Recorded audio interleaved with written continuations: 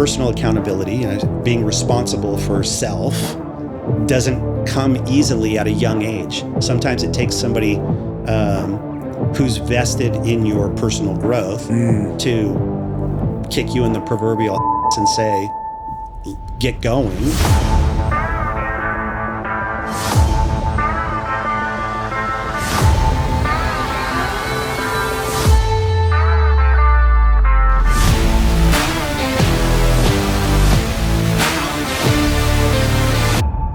Thank you for joining us on the Evolve Your Brand podcast. I am your host, Olia Merkes, and I just want to give a huge shout out to Icon Industries. Without you, this wouldn't be possible. Shane, Steven, the whole entire team over here, we thank you. And without further ado, I'm really, really excited about this because James Shoop, Jay, is in my field.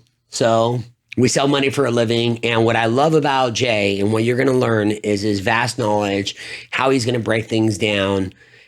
He's an author, just an incredible person and a leader. And I'm looking forward to it. Jay, thank you so much for joining us. My pleasure. Thanks for the kind words. There's more to come. Words of affirmation being my primary love language. Is it? Keep them coming. Oh, I'm gonna be your personal hype man for the whole entire episode. Let's do it. And then you need to pay me. No. Okay. That's okay. So, Jay, where does your journey begin? Like, where'd you grow up? How did you end up in banking? Just kind of give us the 5 to 10 minute rundown of where Jay's story begins. Sure. Well, I am one of 4 boys. I was born in a little town called Campbell, California, which is, it shares a border with San Jose, similar to Escondido sharing a border with Vista or whatever's on the other side. And I was born in a vet hospital. I didn't know it was, that's what my dad told me. So I looked it up and I'm like, oh, it's not a veterinary hospital. It's a veterans hospital. Oh, okay. That's exactly. You had me. I'm like, so there's got to be a cool story behind that. Yeah. Yeah. So it was, that's where I was born. Grew up like formative years in Oregon. We moved there in 1977. And then I moved to California in 1989. And no, I was not born to be a lender by any means. Nobody, grows up and say, what do you want to be? A fireman? What do you want to be? A policeman? What do you want to be? A mortgage guy? It's like, no, that's never the answer. That wasn't your dream? It was not. You didn't want to sell money for a living? I did start lending my milk money at about 6 years old. Oh, nice. So, okay. So that's where your entrepreneurship journey began? Conceptually. Yeah. And then, I was working for a consumer electronics company in the sales business. And some of my friends were talking about this mortgage business, and flashing these big commission checks. Got it. And I'm like, how do you get one of those? And said, well, all you got to do is go get these 4 pages filled out and collect the check for $300 and we'll pay you $1,500 a month. And I'm like, okay, well, that was, let's see, what year would that have been? 91, 92. So I said, yeah, I'm in, let's do it. And then started working for the very first mortgage company as an originator at that time, while also getting my real estate license. I got a broker's license early in the game. Yeah. Not because I thought I needed it, but I knew that if I was going to represent myself in a transaction at some point in the future, it might be helpful. Okay. And I knew the education might be helpful. And it's so helpful beyond anything I would have ever imagined at that time in my industry. Having the foundation and the understanding of the real estate transaction and all the moving parts helped me significantly in my early years as an originator. Would you recommend for originators today to get their real estate license? I think the education is important, whether or not the licensing is required. It depends on what type of loan programs and products they want to offer. Mm-hmm. So in California, for example, we're in all 50 states. So different states have different rules, but all originators need to have NMLS licensing to be able to, be a loan officer. And then in many states like California, you need to have a broker's license as an entity to be able to broker loans to another institution. So from that perspective, yes, I think there's great value in having a real estate a salesperson's license. And if you're a business owner, a real estate broker's license. It gives you more flexibility. It comes with other, obviously not just the educational blockers, but it also comes with other responsibilities and accountabilities to those institutions. But it gives you much more flexibility when you want to navigate this crazy side of the business that we're in. Yeah, and it's only gotten crazier. And I think this is the funniest thing. I was working on a pre-approval and I apologized to them. I said, I know it's a moving target, but that's the economy we're in right now. It is a moving target where things change and you try to brace them as much as you can for the impact. Yeah. So can I ask a question related to that? When you say the dynamics and the changing, so you're talking about as the interest rate goes up, the ability to qualify, their buying power is going down. Yeah, when you're shopping at the max of your pre-approval. I'm not a huge fan of giving pre-approvals for the max purchase price. I really want to take the time to connect with people. And that's what I'm curious about because you've been in our industry since 91. Yeah. That's gold. I mean, with regards to your knowledge, you've seen it all. Mm-hmm. You've seen the economic cycles that we've gone through. So none of this is new for you. This is brand new for me. Sure. Because I haven't gone through 2008. Well, yeah. So there's parts of it that are universal from the beginning of the mortgage borrowing time to now. But yes, these market swings and conditions and cycles and ups and downs are a big part of when somebody's thinking about buying a home or investing in real estate. The financing costs are a real number. There is a segment of the loan officer population that doesn't see things through the same lens that you do, which is we want to find a comfortable monthly payment that you can afford within your budget and still be able to transact and buy the home that works for your family.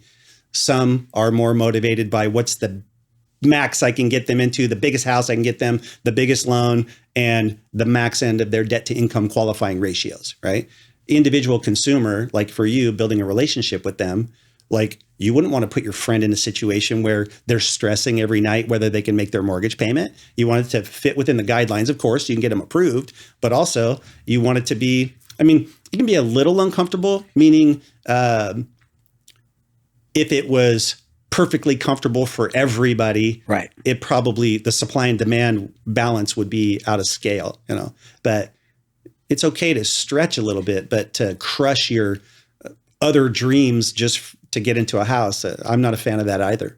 Amazing. Like, what is, you got into the mortgage business in 91, 92, and it's 2023.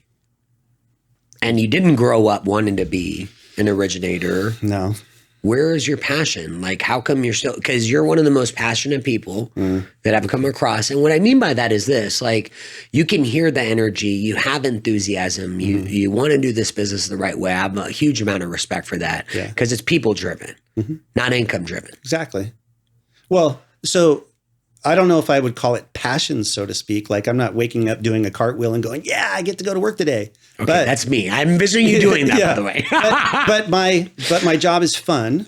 And I learned early on in the origination game that every deal is like a puzzle.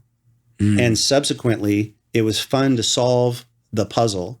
And then where the magic for it came for me, where it was a differentiator between other originators. Number one was I took a sincere interest in explaining things in layman's terms. My mentor said, the best speakers make the fewest words go the farthest. I equate that to everything. The best leaders make the fewest words go the farthest. And the best originators help borrowers understand, 100 pages worth of documents.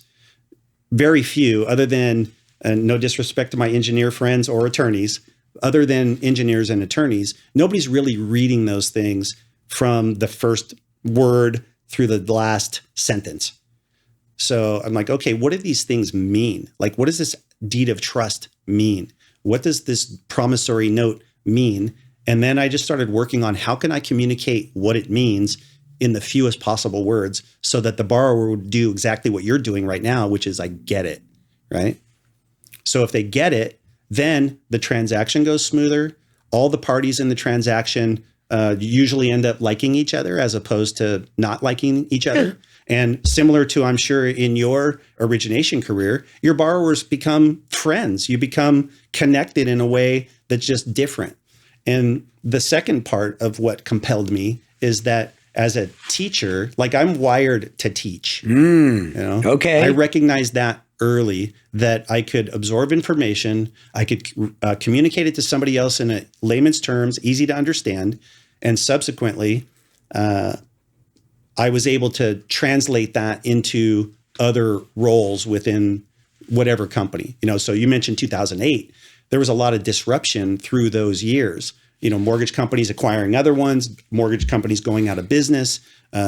For a talented originator in that season, it was scary, but you know, I felt confident that my skills, talents, and abilities are translatable into any field. You know, it doesn't really matter. Just like in sales, you know, I went from selling TVs and VCRs to like, I'm not wanting to sell houses. What's in between? I don't want to sell cars.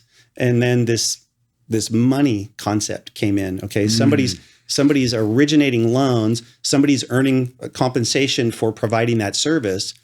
That seems like it could be a fit. It's a fit. Yeah. It's a fit. And this is, it'll be 10 years at the bank in January and 20 years as an originator. Yeah. Congratulations. Like it's so rare. And Axos, you have a really cool story, you know, because I had the pleasure of meeting one of your team members and your leadership came through. Yeah. Which is amazing. Like you can connect the dots.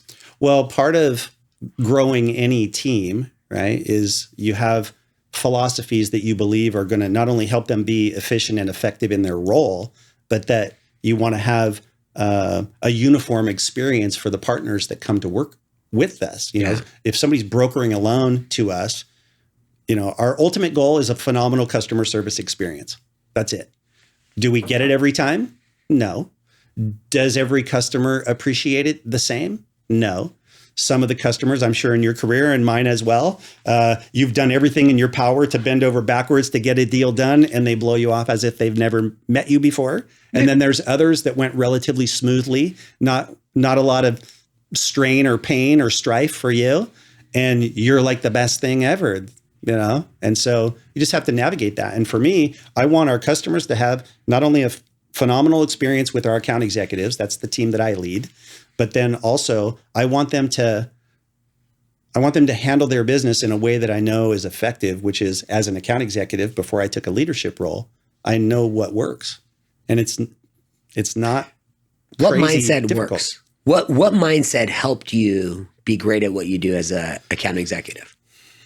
What are you looking for? Yeah. Well, okay. So somebody who's willing to do the activities, and even if there's a gestation period between those activities and the result, that doesn't scare them. Ooh, resilient. It's even beyond resiliency. Okay. Resilient is, well, maybe let's check our definitions. Definitely. So for me, resilient is somebody has adversity and they bounce back from it and they continue going on. Do we have the same definition of resilient? For me, resilience is no matter what happens, as long as you're focused on your goal, you're just going to continue to do the work regardless of what happens. Got it. Okay. So resilience is a component, but really what I'm after is the fundamental activities required to be a professional and successful salesperson, as I mentioned, are translatable across industries. So if you have those things within you, you're good at building relationships. You actually care about the other person on the other end, as opposed to just a transaction or a number. You know, like, how are you? And then, you know, if somebody says, well, let's say take originators, for example. So if you went back to, let's say even 2021, late 2020 and 2021, you know, after the initial meteor strike of COVID hit, then there was a shift in the market and originators were kind of order takers for a season. Definitely. You know, and had some amazing years, which, hey, more power to you. I'm glad that that's the case. But oftentimes when that happens, the relationship building aspect goes out the side, or the fundamentals of making sales calls, asking for the sale, prospecting. Most originators, if you ask, I would, with a high level of certainty, tell you that one of the things that they don't like about your business is the cyclical nature of things, or an up and down of their compensation based upon how their pipeline flows. Right. So for example, they spend the month grinding hard, prospecting and originating, and then they focus on all these loans trying to get them closed. And then they're like, oh my gosh, I should have been originating because now I got to start over. So there's this up down flow to their life and their business. Whereas if you continue to prospect the whole time, you can smooth that out. If you have a solid team, they can work on the closing piece. You need to be, if you're an originator, you need to be prospecting and originating loans all the time. Talk about accuracy. Like, I learned the hard lesson because I took for granted, because I started in the business in 2019. Yeah. So I struggled for 8 months. It was rough. And I had to learn, because this is not an industry of mentorship. Yeah. Well, yeah, generally. Again, you're different. You're different. Yeah, we're making some global assessments here, but it's a challenge. What I meant was, from my experience in the companies that I work with, it was very rare. I had to go find my mentor. There you go. I did. I really had to take the time to go find a mentor that understood what I was trying to accomplish. And there are out there. You just have to go find them. That's right. And it's not easy. So, it's not easy. To Ollie's point, the locating of a mentor who's knowledgeable and has skill in the mode, what would you call it? The business that you're interested in, or the topic that you're interested in, is the place to start. And then once you secure that, then the accountability component comes in, where if the mentor says, hey, let's go try this, and you're like, I'm in, let's try it. That's it. I have a funny story to tell you. So I have a new personal trainer. Yeah. His name is Zeke. So I'll give you a shout out. Zeke served in the Marines, has lived a hard life. I got a lot of respect for him, and I'm going above and beyond to, like, my oldest is going to work out with us. Yeah. And I heard myself for the first time say something I haven't heard myself say in a long time. And it was, he said, hey, what do you think about this? Like, he had my food plan, my exercise regimen. I said, hey, man, you're my coach. I already told you my goals. I'm not here to argue with what you put together. You're the expert. I'm going to follow your direction. And that's it. I'm here to do what you tell me. Yeah. Like, you're the leader in this space. And I don't think I was ever in a mindset where I could let go, because when you're in my position, it's like I try to be the boss and everything. Survivor. Yeah.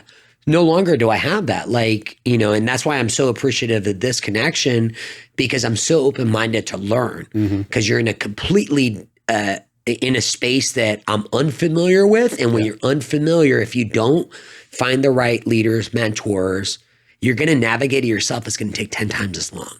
It can. Not a great business strategy. No. So what did he say when you asked him that question? He just stopped. He's like, I got it. And now he pushes me. Jay, he kicked my ass the other day, and he's like, I don't give a fuck if you're tired. And I wasn't arguing, because I'm not, like, that's what it is. Like, I hired a coach for my health and well-being. I'm not going to argue my coach. Yeah. I'm going to follow their direction no matter how uncomfortable it is, do exactly what they say, because it's my goal they're trying to help me with. Yeah. And again, back to that point, if somebody's skilled in the thing that you want to improve in, you should expect that there will be some challenges. There'll be some direction that you may or may not like. And most people that function in a mentorship role will say that there's value for them when you apply. It's the same thing that teachers get an intrinsic benefit from that nobody really understands unless you're a teacher, is when somebody actually accomplishes the goal, it's a win for the mentor as well. Right. Yeah. Yeah. And mentors and teachers also sometimes look at themselves in the mirror the wrong way and go, where did I fail? because that person didn't follow through on either their commitment to themselves or the commitment to the mentor. And that's not always the case. It's not always a personal failure. Sometimes it can be a breakdown. It can be, you might have resistance or static with a certain personality type or something where they communicate in a different way. And it's a lifelong process of finding mentors that can help you learn the things you want to learn. And then mentors have seasons too. I've had coaching and mentorship clients that were with me for 2, 3, 5 years. And I've had some that have been with me for 2, 3, 4 weeks. Sometimes the fit is an important component as well. Yeah, I would think,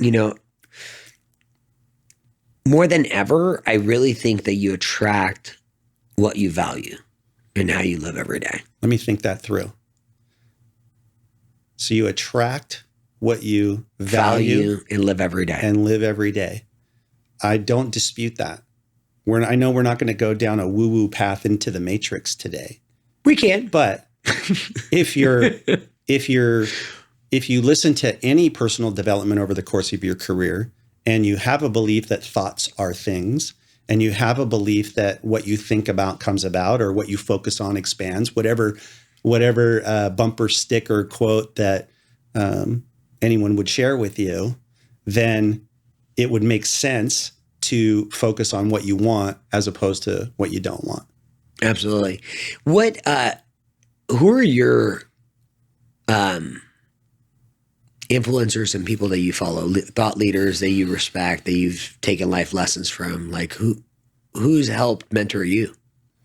Well, there's a variety of them that are sadly no longer on the planet, right? I don't know if you've heard of a man named Bernie Dorman that started CEO Space. I don't know if you know Jim Rohn. I'm not sure if you know Zig Ziglar. I'm being kind of facetious because I know you know these names. Okay, right? Awesome. Thank goodness, because I'm old. I'm not that old. Okay, well, we could talk about age and chronology separately, but these were formative mentors in the time where I was looking for guidance and mentorship. So oftentimes, especially youth and especially in today's world, there's a different degree of focus on personal development and what it means to accomplish something that you set out to do.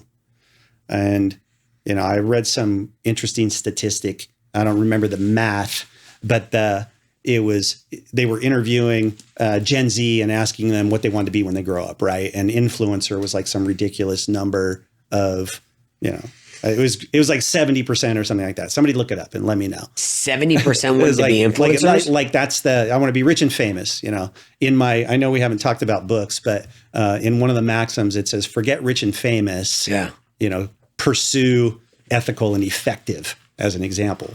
So anyway, back to that.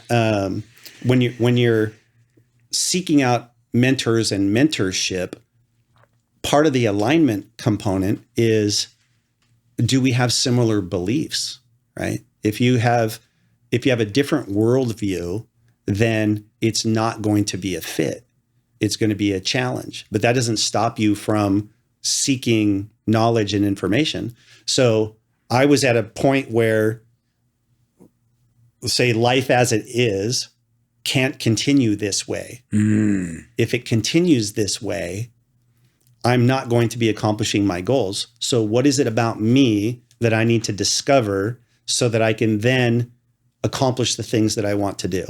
And that personal accountability, being responsible for self, doesn't come easily at a young age. Sometimes it takes somebody who's vested in your personal growth to kick you in the proverbial ass and say, get going.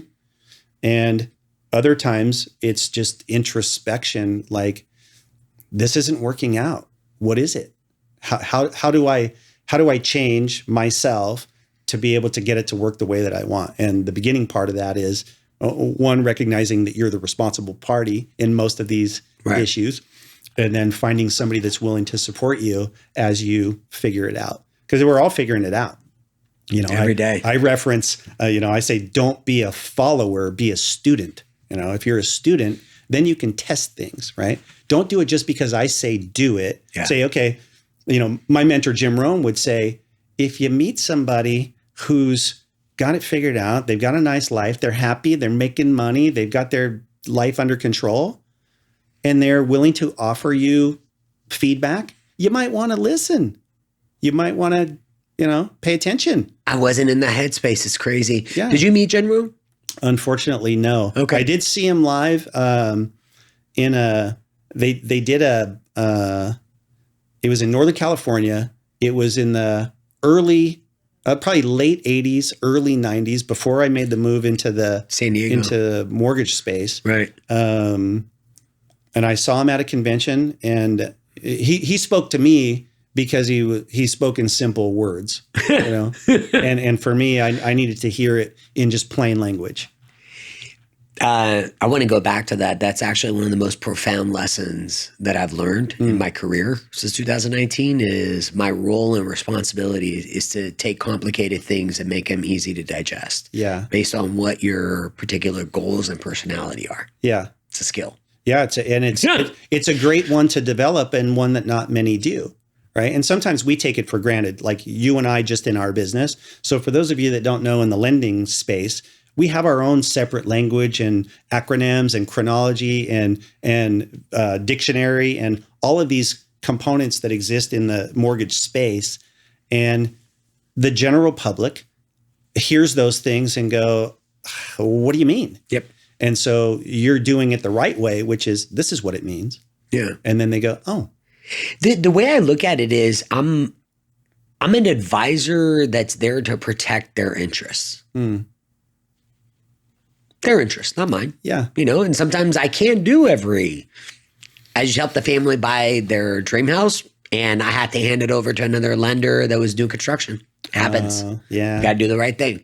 So I think that's what I appreciate so much about you is like you're doing real estate for the right reasons from my point of view. Yeah. Well, you asked a question earlier about, what were keys to success in the early mortgage game. Yeah. So the mindset part of it. Another separate component to that mindset was some people would call it an abundance mentality. They might use that terminology. I viewed it more as there's enough business in the world for all of us, and I'm going to get my share because I'm going to handle my business the right way. So that was part of the mindset. And then the second piece was more granular, meaning for every transaction that I closed, my vision or goal was that 2 new transactions at a minimum would come from a result of every closing. So the way I set it to self was 2 new deals from every closed deal. Yeah. That's the short way to say it. I love it. So when somebody's buying a home, if you're a mortgage loan officer, you've got a lot of parties there. You've got the buyer that you're helping with the financing. You've got their agent, assuming that they're being represented. You've got the listing agent who is selling the home for the seller. And for me, it's like, I don't care if the deal comes, those 2 deals that I'm saying that I'm getting from every closed deal. Yeah. I don't care where they come from. Absolutely. I'm just going to get them. Yeah. And then what that caused me to do is create strategies for how do I blow the socks off of a listing agent in a way that nobody's ever seen? How do I take the most green rookie real estate agent and turn them into a rock star by showing them how to mine for opportunity and convert better? And then again, those skills have translated through every aspect of the roles that I've served since entering this space. Yeah. Oh yeah. That's amazing. It's crazy that you go through all those things. Like what you just described is what I visualized. I didn't have the knowledge and the background and the experience. Yeah. And it took a while. Yeah. And anything that's worth takes a while. If you're doing it on your own, yes, the runway is going to be longer. The runway. Yeah. Yeah. And it's great. I'm actually grateful. Yeah. And you'll find as the market shifts, to a more balanced market, meaning not limited inventory, but in a more appropriate supply and demand state. Right. And as the general population or your specific market population becomes aware that I want to work with that guy because I know I can trust him, that he's got my best interests as you define them at heart. And if it's not the right deal, you're okay with everybody going their separate ways. Yeah. And that's, you and me think, hey, doesn't everybody do that? And you and I both know, no, not everybody does that. No, it's been a very rewarding, because I was frustrated for a long time. I just didn't understand. Like, it didn't compute. It was like hitting my head against the wall. We have the power of impact and we don't utilize it. Got it. So why isn't everybody doing it? Why isn't everybody doing it? Now I'm like, everybody's got to do their own thing. It's all good. Like, I'm going to be out here talking about my truth, my reality of how I'm going to do things. And I'm going to advocate for people that share what I believe, because I do believe in that abundance mindset. I have plenty of mortgage advisors that work at other companies. I will write them a review, no problem, because they're amazing at what they do. And I know they are because I've gotten to know them. I don't care where they work at. They're not competition. There is plenty of people that need someone that can advise them on the right strategies for them. Absolutely. So rewarding. You mentioned the term competition, that you don't see them as competition. Yeah. So that's another mindset component that existed early in my career when I was saying that there's enough business out here for all of us. Yes. As long as you're doing it the right way. If you're a bad actor, then I'm okay if you lead the business. Okay. So do the right thing. But what I would also say is that if you have a collaboration mindset as opposed to a competitive mindset, then you look at most things through a different lens. You know, it's not, here's the pie, I'm getting my slice. It's like, okay, this pie is being eaten. Let's bake another one and serve everybody else. Right.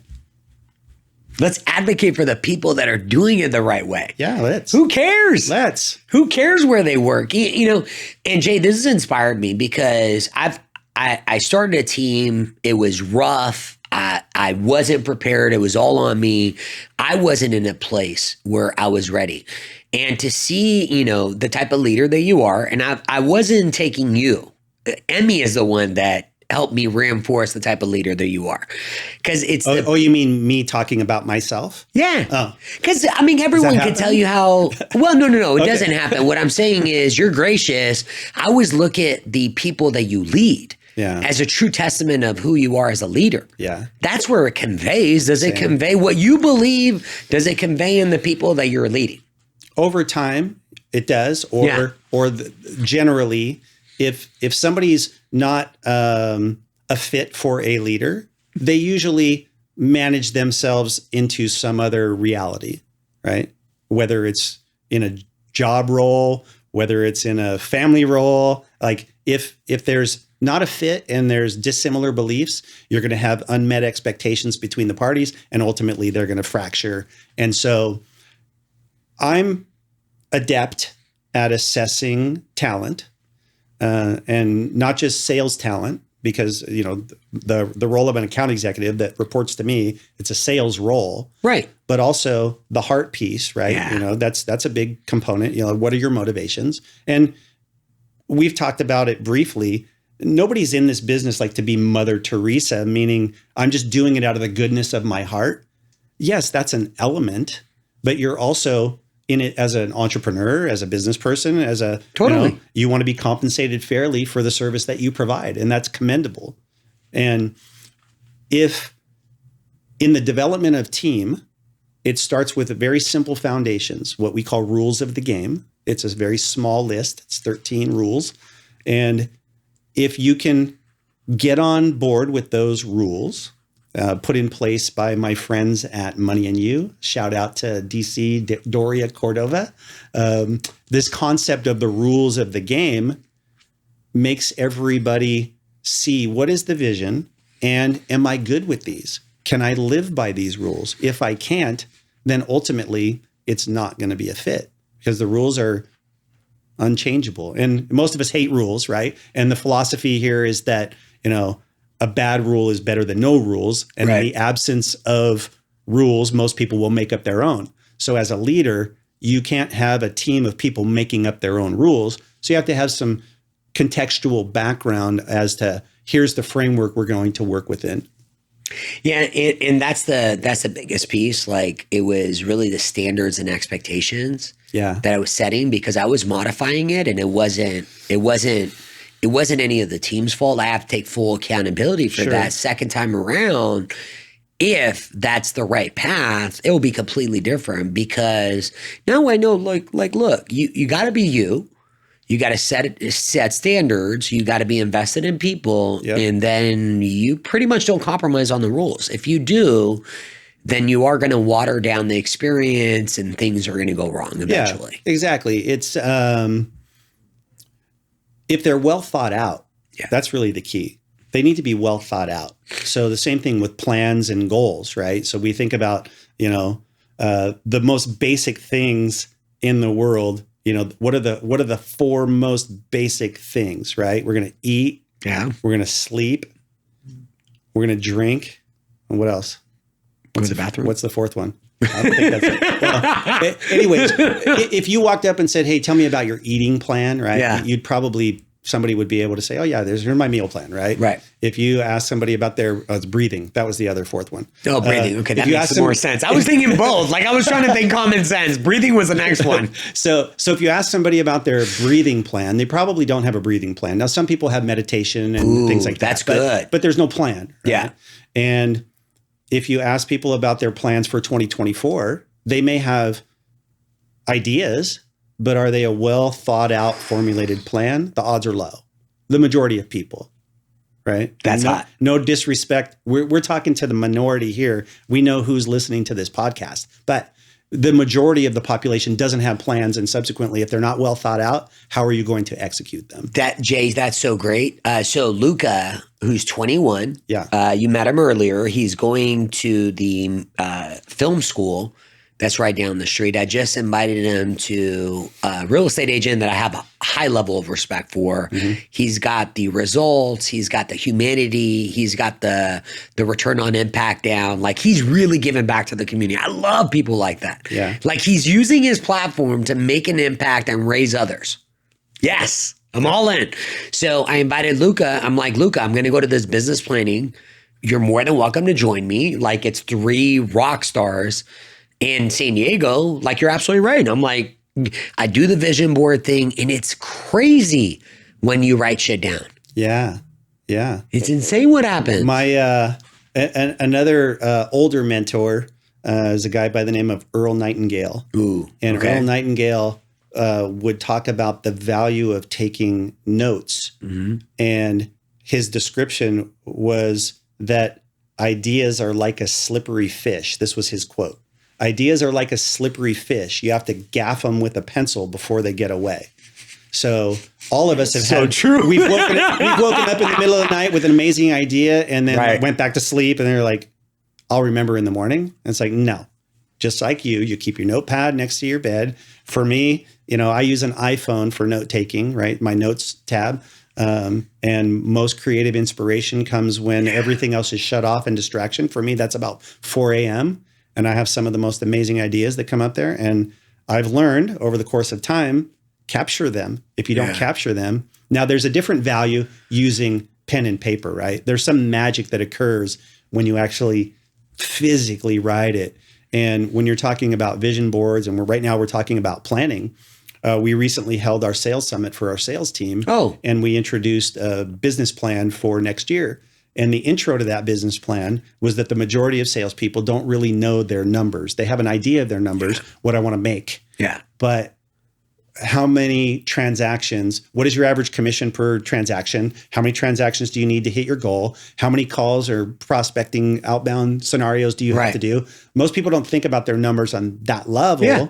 And once you look at them, it gives you not only clues, like, okay, what's working, but it also shows you, where am I spending time that's not producing a desired result, which in most cases, again, for a professional salesperson, a desired result would be redefined as an income producing outcome, right?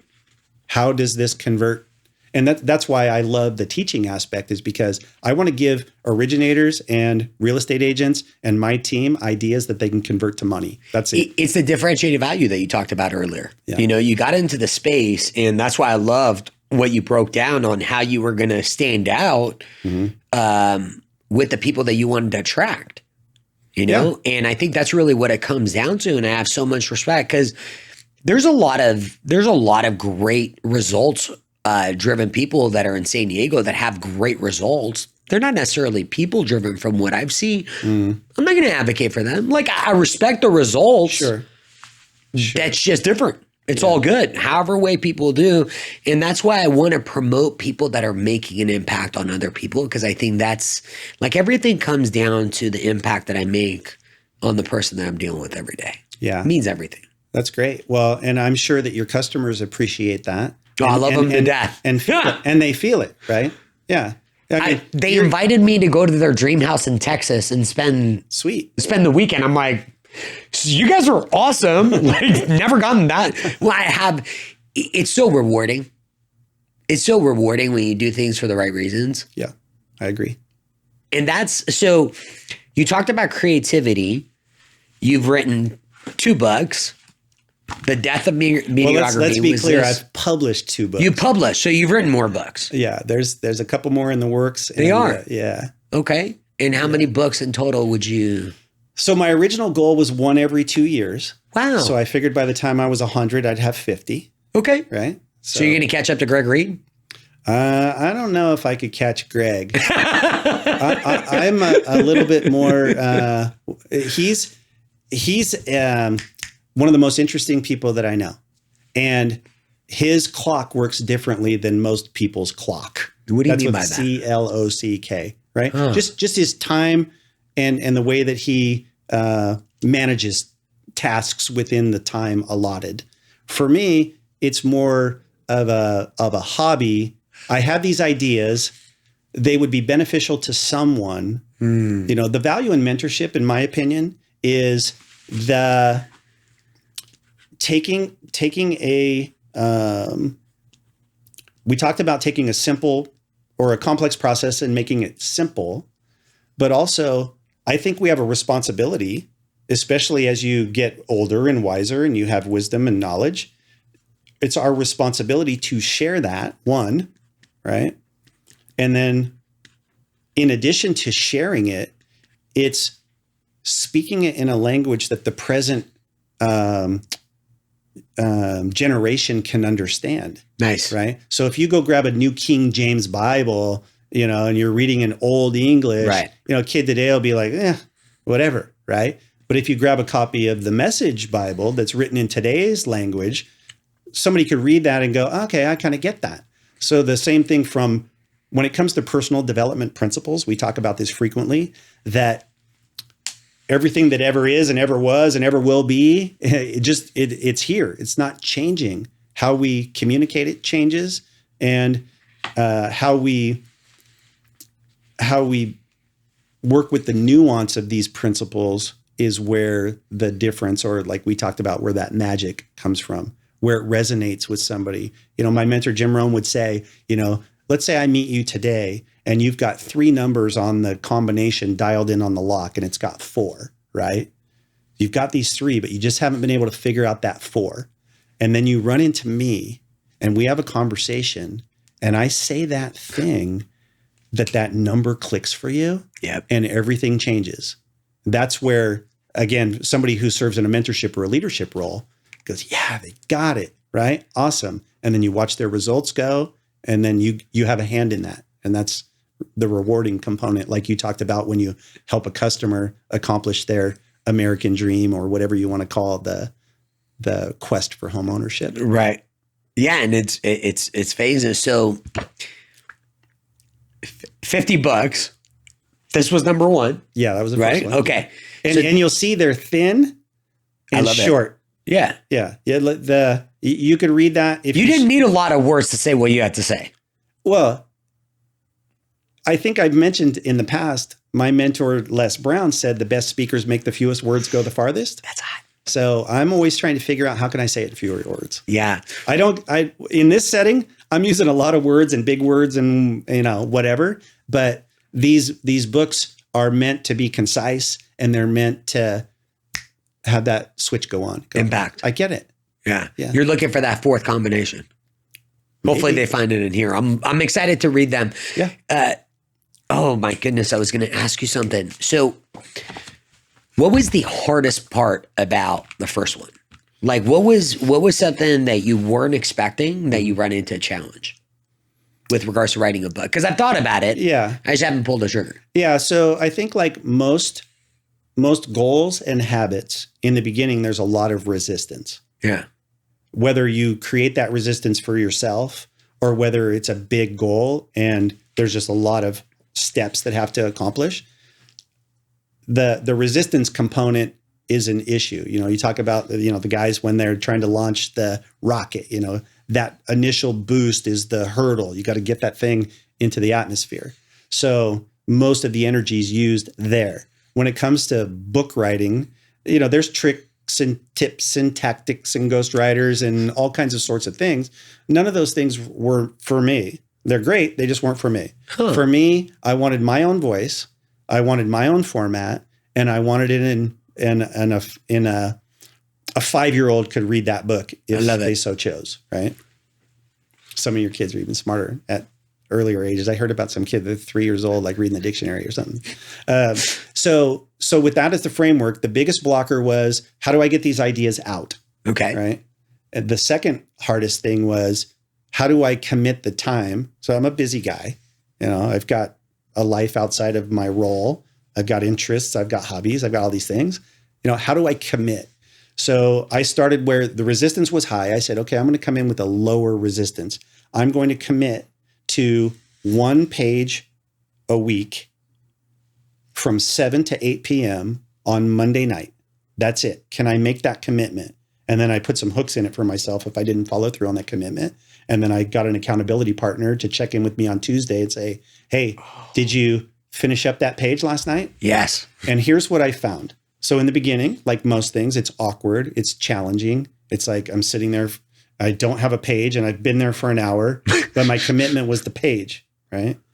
But other days, I found that the ideas flowed and I was writing 2, 3, 4, 5 pages. I was past an hour, but I didn't care because I was I was vested.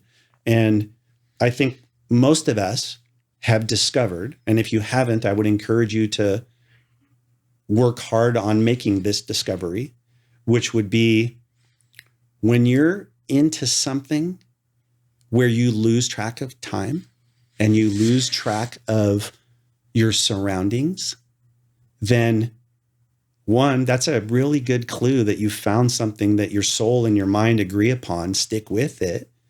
But while you've got that momentum going, let it flow. If I would have said, oh, it's 8 o'clock, I'm done, it might have taken another year to get that thing done.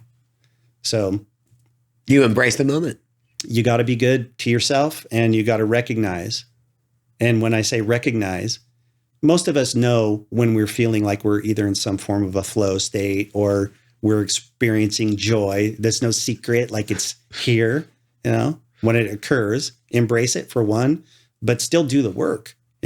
I could have just sat there and blissed out and not been writing too. Right. It takes both. Yeah. And it's that perseverance, that I'm getting better at every day. Yeah. It's like you have the successes, but true success comes from just appreciating that moment and then moving on and getting back to work. Yeah. Another mentor said, long-term obedience in any direction always produces a payday. That's hot. Yeah. That's Steve Stealth Miller. Steve Stealth Miller. Yeah. That's his quote. Long-term obedience in any direction always produces a payday. What does that mean? Well, if I'm embracing that moment and I'm doing the hard stuff and I'm working towards it, there's going to be a payday. If I'm slacking, if I'm not doing what I'm supposed to do, if I'm bagging my fundamentals, those are going to produce a payday too. It's just not going to be the one that you like. Yes. Yes. And I think that's what taught me a lot, because over this past year, I've seen some good friends leave the industry. Yeah. And everyone that has been through the grind says that's a good thing. And now I understand exactly why, because there's a difference between getting into an industry when everything is going right and success isn't earned versus earning your success consistently day in and day out. Yeah. I mean, you can witness that over even our lifetime. Yeah. You know, people that have had things easy or handed to them don't have the same level of appreciation and sometimes not the same level of education or experience because it was handed to them. And then you have the flip side of that where somebody came up hard, you know, splitting the hot dog 5 times so that they have a meal every night, you know, they have a different perspective. I love the hard stories, you know, and I think the reason why I appreciate the hard is the best thing I could have ever done was go into the Marines once I graduated high school. I wouldn't have gone to college. Yeah. I would have done it differently in that regard. Yeah. Like, and those are the moments like, I don't question it. Now I'm taking that and I'm so committed to the military community and first responders. Yeah. Like that's my way of living vicariously and making an impact. Got it. I love it. Me too. Like that's what it's all about. Like me too. I think financial education, I talked to my 17-year-old last year. He took finance and he didn't do well. I love you, Luke, but he didn't do well. Yeah. And I left it in his court. I said, your dad's in finance. If you want help, reach out to me. He didn't. So I didn't offer to help. Like, yeah. We got to make our own decisions, and sometimes we're just going to learn shit the hard way. Yes. So the exciting part of that is this year he's actually getting into entrepreneurship. I had someone on the podcast that was a firefighter, and I connected the two of them, and they're going to get together for lunch. Like it's the power of impact. It's a privilege doing this, really. Absolutely, and nobody would have ever guessed, knowing me at any age up until the time that I got into the mortgage business, that anything to do with math would be part of my future, or numbers, or leadership, or any of these things. You know, how come? Like when you're a young, troubled, teen or whatever, you're going through stuff, and you think the world owes you something, as opposed to I'm going to go earn a thing. You just have a different frame of mind. Sometimes circumstances can redirect that for you. Sometimes intervention from somebody. Sometimes market conditions. If you live through 6, 7, 8, and 9, there's things that can correct your course. What was the best? Was there an awakening that you had in 6, 7? Oh yeah. What was the awakening? Like, what's the one thing that stands out? I'm curious. Well, the hardest moment came actually in 2008. It wasn't 2007, even though the mortgage meltdown, for those of you that don't know, the crisis that occurred at that time, many people refer to as the subprime crisis or the mortgage meltdown. When that was occurring on the front end, it took a little while for people to realize what was happening. I thought it was a speed bump. Right.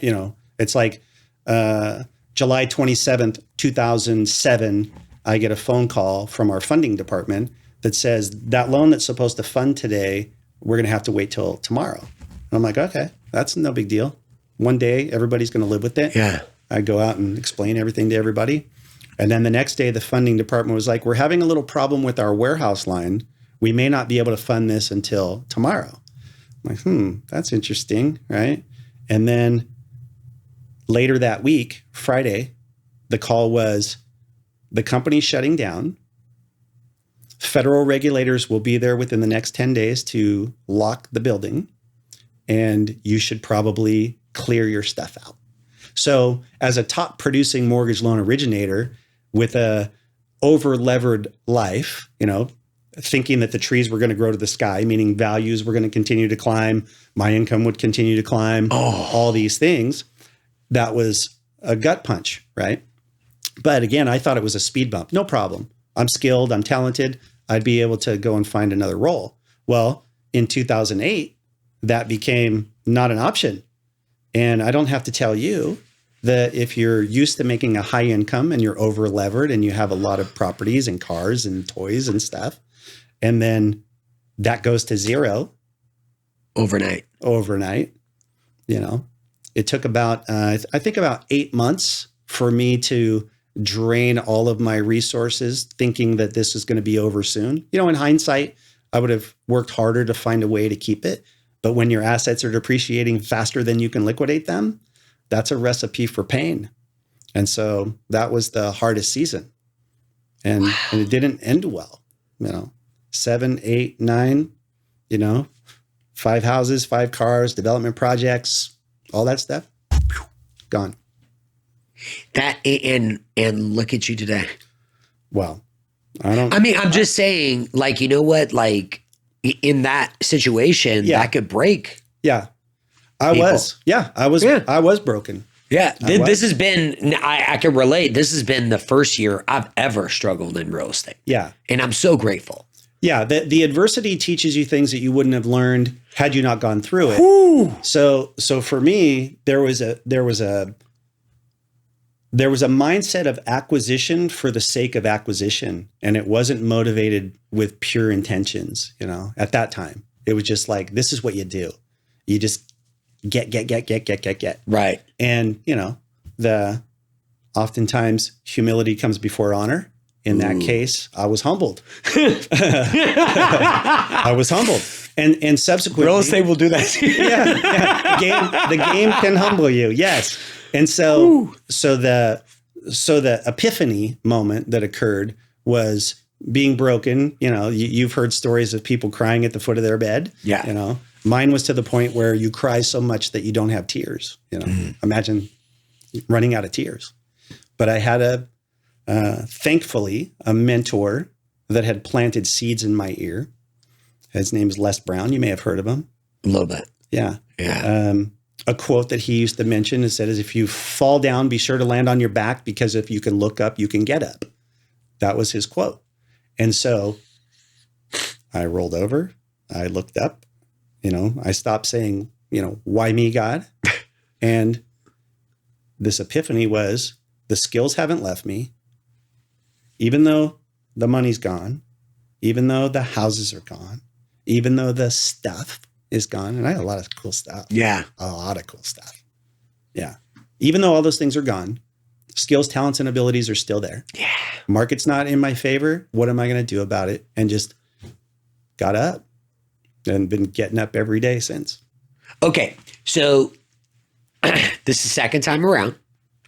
Different ball game. You're in a different stage of life. When you say second time around, what do you mean by that? What I mean is, like, you experienced 2007 to 9. Burning it to the ground.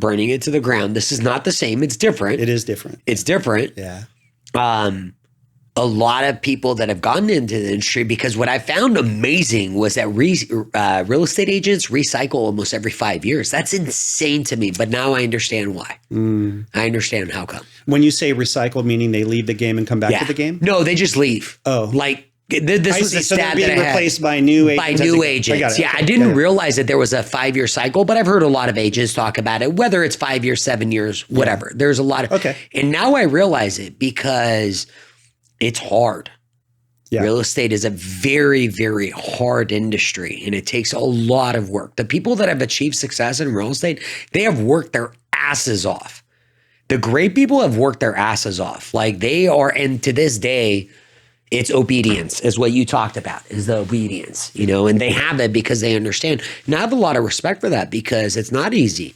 They keep in mind that you have to do the prospecting, you have to take care of the experience, and you have to get into the finish line. Your reputation means everything. Yeah. That's how come I was saying, like, you have a different lens to look at what's happened in 2022 and 2023. Yeah, there's correlation, right? But it's not the same. Not at all. Mm-hmm. Yeah, because a lot of things have changed since then. Yeah, a lot. Yeah.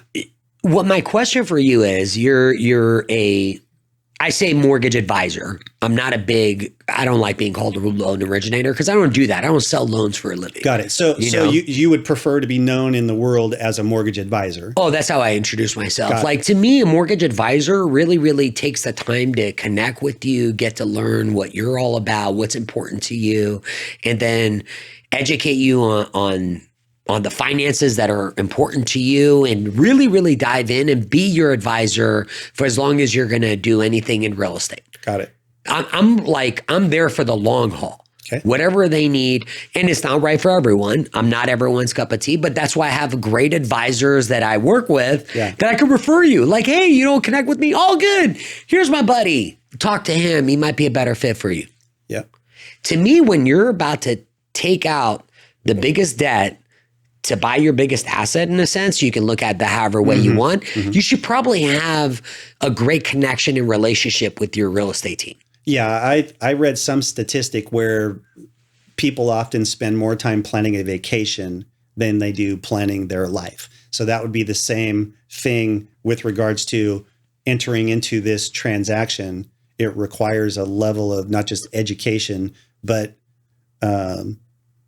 support and understanding from those that get what it takes to be in the game. Yeah. I've learned if my family doesn't grasp what I'm sharing with them, that's my responsibility to figure out different ways to educate them and for them and guide them to a decision that's right for them. Got it. I love that. Guide them to a decision that's right for them. Yeah. So what would you advise mortgage advisors and real estate agents in your space, the non-QM, the jumbo? Axos has some really, really interesting stuff, and I'm just learning about it. Yeah, because that's not a realm I have really dived into. But I also think with loan limits and San Diego home prices going up, that you're going to be in a space that it is just unexplored yet. Yeah, and it's not for everyone. What would you do if you're a real estate agent wanting to get in the luxury space, but don't really know how to navigate it through? What can Axos do to help people and then help real estate agents and mortgage advisors help their families and consumers? Got it. So there's a scale, or I refer to it as hemispheres in my business unit. Okay. So one hemisphere is our portfolio lending hemisphere. And that's where, since we're a depository, people deposit money. We have this pool of money and we make mortgage loans from it. Okay. So in that portfolio, we make our own decisions and we're not bound. We have guidelines, but we're not bound by a government imposed guideline for the decisions that we make. The other hemisphere, which we have labeled expanded or express, is a more traditional non-QM. Now, for those of you that don't know the definition of non-QM, back in 2010, the government passed some legislation. They came up with something called a qualified mortgage, which meets Fannie Mae and Freddie Mac guidelines, meaning government guidelines. And if your loan wasn't within those guidelines, you got thrown in this bucket of non-QM. So we're the OG non-QM. In 2010, I think 2012, we stood up the division that now I lead. And we've been doing these types of loans all that time. Incredible. So you've seen it all. Most all. I'm sure there's still things that. Oh, every day. I'll be probably something today by the end of the day. You've seen most of it up to today. I've seen most of it up to today. Yes, I'll buy in. So those two hemispheres function very differently. The portfolio hemisphere, where most investors stop at $3.5 million, will go up to $30 million. Right. So if you've got a luxury real estate agent or somebody that wants to break into the luxury game, just knowing that there's resources to be able to finance properties can be a competitive advantage. And then the products that we have within that portfolio are unmatched when it comes to creativity and structuring deals. So specifically, scenario wise, you've got somebody that's put their house on the market and it hasn't sold, let's say. And the property not selling is preventing them from moving on in their life. Right. Getting into the new school district, going to the new job, moving out of California for the baby, leaving the state that you no longer love. We're in all 50 states, so we can't really say that piece. But so the home not being sold, and again, this seems like an anomaly in the current market. It's not always going to be only 500,000 properties in the entire country for sale. That's not always going to be the case. Right. So if somebody needs to move, We have bridge loan options. We have cross collateral deals where we'll put one loan against two houses. We do a reverse exchange where an investor can buy the new house and then backfill their exchange with the sale of the property later. All of these things are available through mortgage originators like you. So remember, we're a business to business company. So if your favorite real estate agent is actively producing and prospecting and marketing, and a customer of theirs needs your assistance, this provides the mortgage broker solutions to be able to solve that. Now, back to your non-QM question, for the borrower that doesn't really know that these programs are available for them.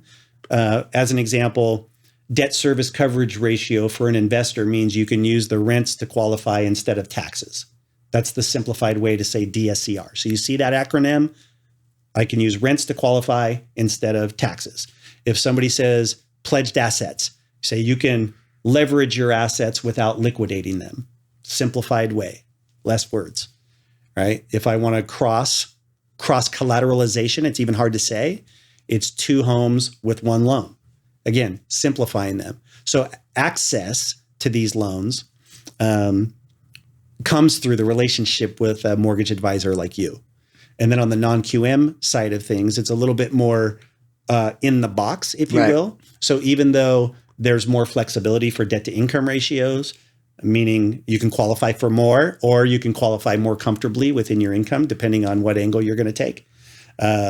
You've got asset depletion calculations. So somebody has a ton of assets, but not a lot of reported income. We can convert the assets into an income calculation.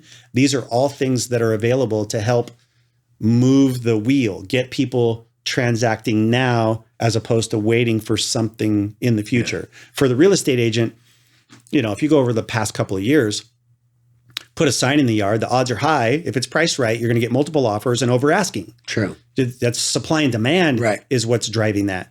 Now, obviously, the most recent increase in interest rates, as rapidly and as steep as the increase was, if somebody was planning on buying this $1 million home and putting 20% down with their 2 7/8 interest rate, and now that's bumping up against 7 or maybe even 8, depending on their credit score and whatnot, it either turned them not into a buyer, meaning, no, I'm not going to transact ever until this turns around, or perhaps now that $1 million home that they could have qualified for, now they're only qualified for $650, and the available homes don't serve the family's needs. Right.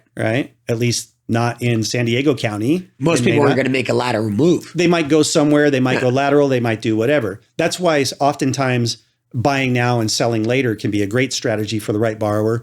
If they've had their equity, let's say they're an owner now and their equity is massive, but it's all locked up in there, they feel trapped. Yeah. We show them through education, through originators like you, that they're not trapped. They just need to understand those options exist, and then are they right for their specific need? How come Axos has such a I look at the creative financing solutions, the portfolio products. Yeah. And, if there's a need in the market and you develop a product to solve those needs, and you work with people that are well informed on those, what it actually does allow you to create more assets and accomplish your life goals quicker. And I think that's really the value. When I was listening to you, I was thinking, like, what value in that is that for the consumer? And for the consumer is, if there is no option because you're not working with people that are knowledgeable on the options available to them, that's a disservice to them because they're not making a move, not being aware that there are options available. Yeah. I think we're all fairly well versed when it comes to how our economy works in a simple term. And I don't mean economic indicators and all those things, but it's like, do I have savings? Do I have money? Can I afford the payment? Okay, you understand the economics of things. As simple as it gets. Yeah. So how do we help you accomplish those ends? Right. You'll hear gurus or whatever saying, well, just stop drinking Starbucks and you'll have an extra $350. It's like, well, you and I aren't in that camp. Yeah. Now, do we want to be thinking about is any other debt besides mortgage debt effective for you in your present situation. Sometimes leverage makes sense. Sometimes it's the devil, literally. We talked about briefly how in our last conversation about mortgage consumer debt being at the highest levels ever, right? Yeah. Well, those are not sustainable, just like our government kicking a can, as you will. We're not going to get political, but we know that the budget balancing is not occurring, and then we get these extensions. So if you think down to the individuals behind the scenes that are the borrowers, when borrowers get pressed, they don't have a lot of options. If you lose your job, you don't have the ability, you start liquidating, as an example. Right. Take my personal example, right? When I said your assets are depreciating faster than you can liquidate them, what happens? Well, that's where the supply starts to improve. And unfortunately, there will be people who get hurt in that process, meaning people will lose homes. There will be foreclosures. There will be opportunities, and it just depends on what side of it on. But if you're prudent, if you have a strong advisor helping you navigate those challenges, then you can position yourself appropriately. Yeah. And that's, I think, the biggest thing, like, I've taken a way of differentiating myself. Like, I thought that going and doing whatever every other loan originator was doing, like, hey, I work weekends, I communicate, I have great pricing. That's not value. That's just showing up and doing your job. To me, value comes from, what's that? I said, you're cold. What do you mean?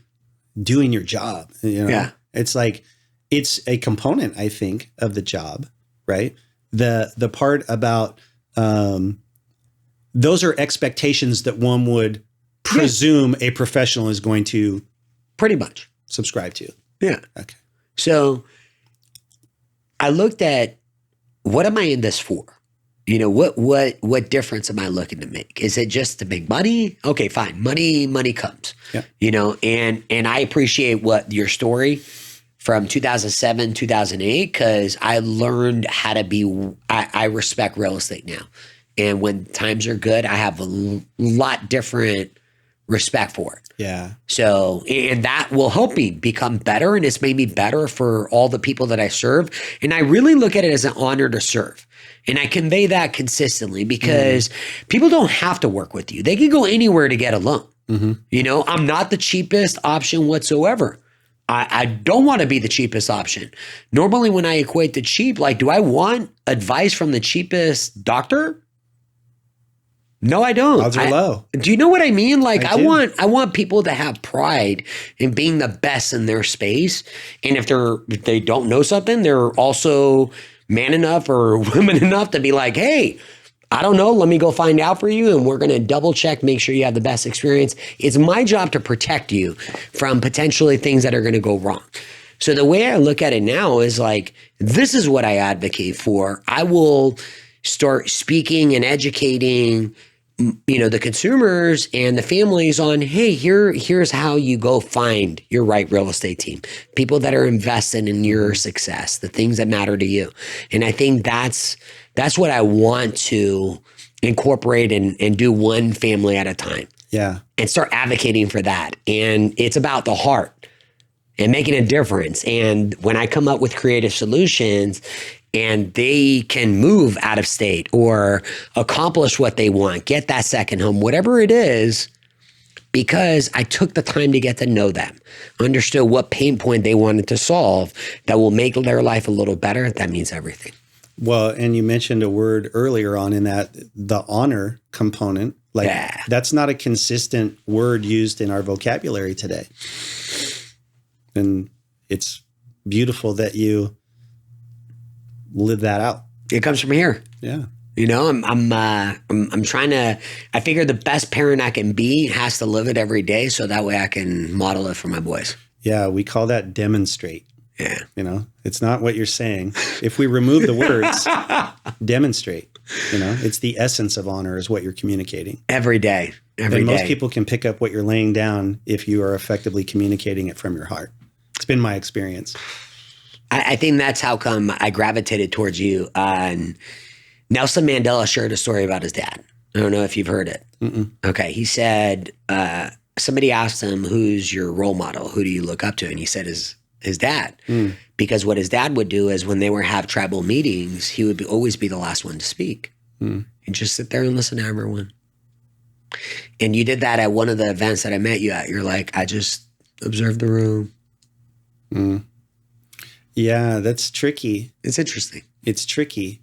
So the networking events are tricky. You know, we're in a business where they happen frequently, and we've all been in circumstances. I was at, what year would this have been?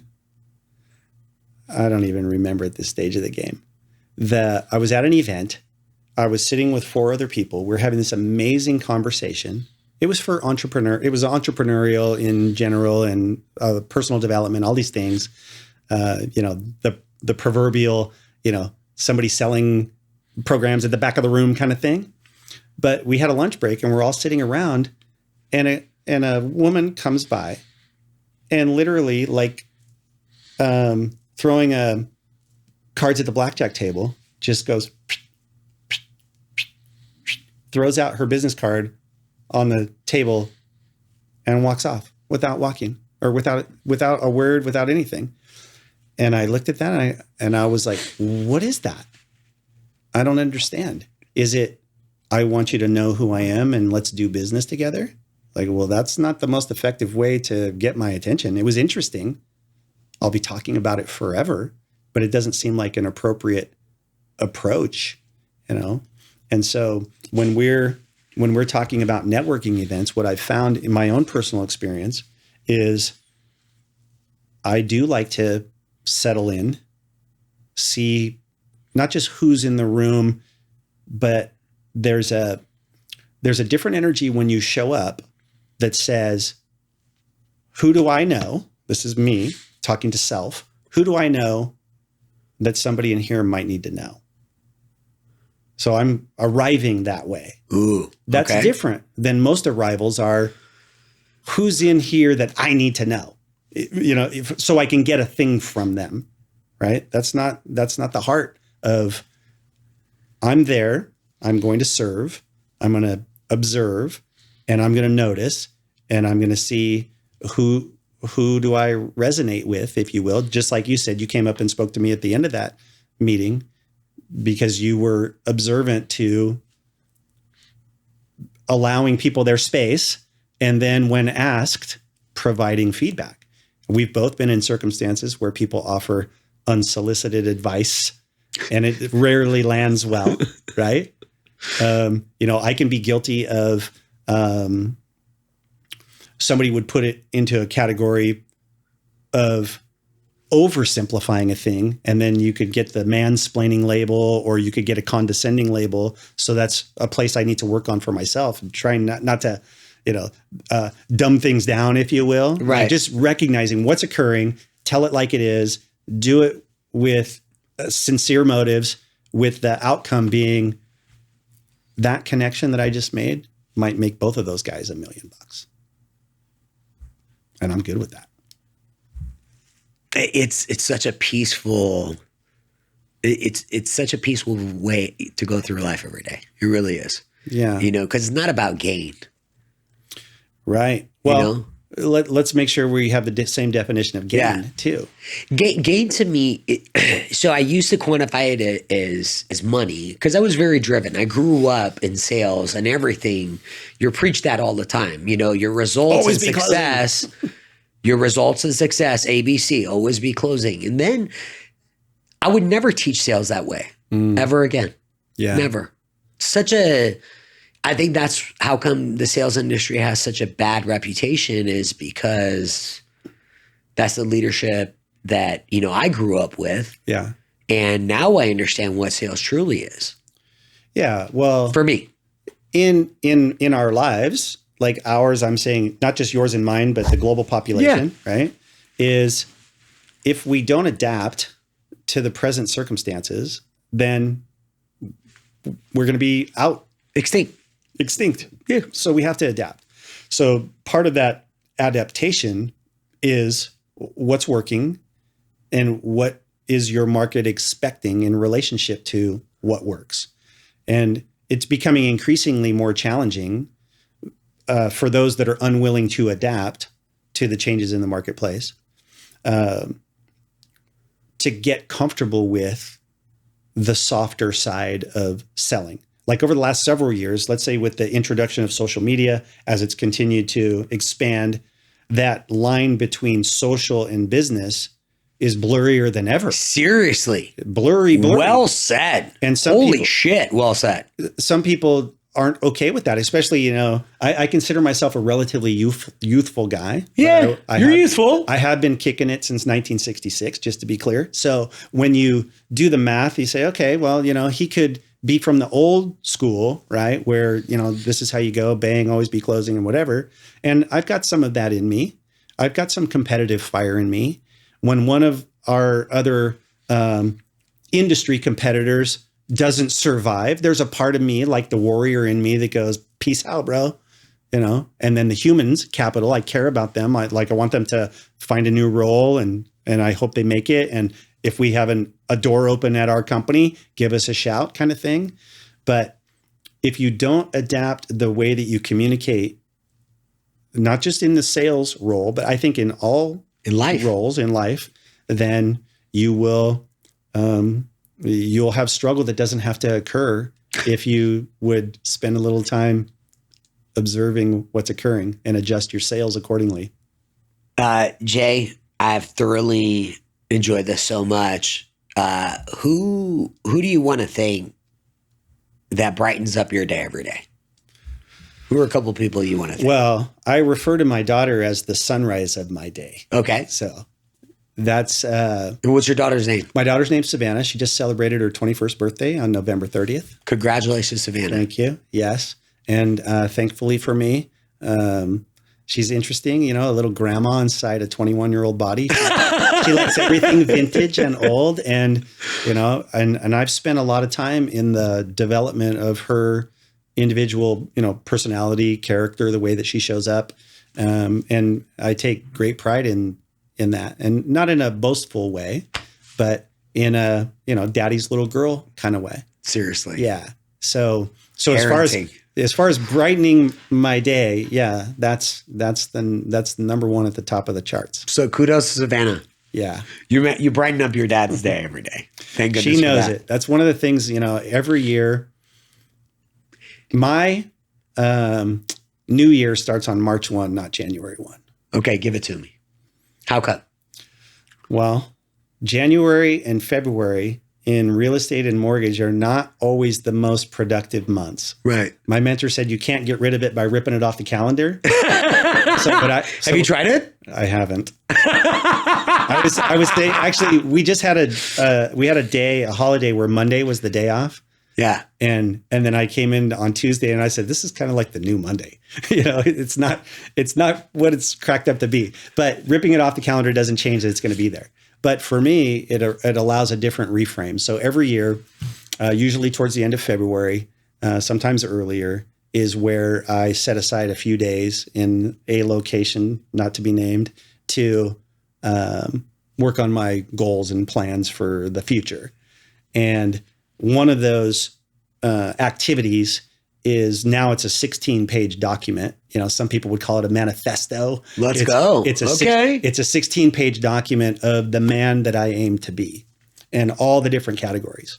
And one of them specifically states that my daughter will never not know where she stands with me.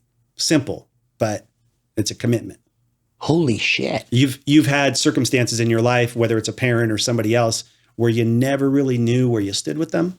So the commitment is, she'll never know. So when we're here talking about her and edifying her, she's like, yeah, I know. No big deal to her. To me, it's a big deal. Jay, you talked about parenting, and fuck, I love parenting. I've realized today more than ever how difficult it is. Yeah. Holy crap. And I have mad props for single moms, anybody with more than one kid. It's like, I don't know how my parents did it with 4 boys. Right. And we were. That's a different story. There was a season. Don't give it. There was a season when we were monsters, all 4 of us. 4 boys. Yeah. Holy shit.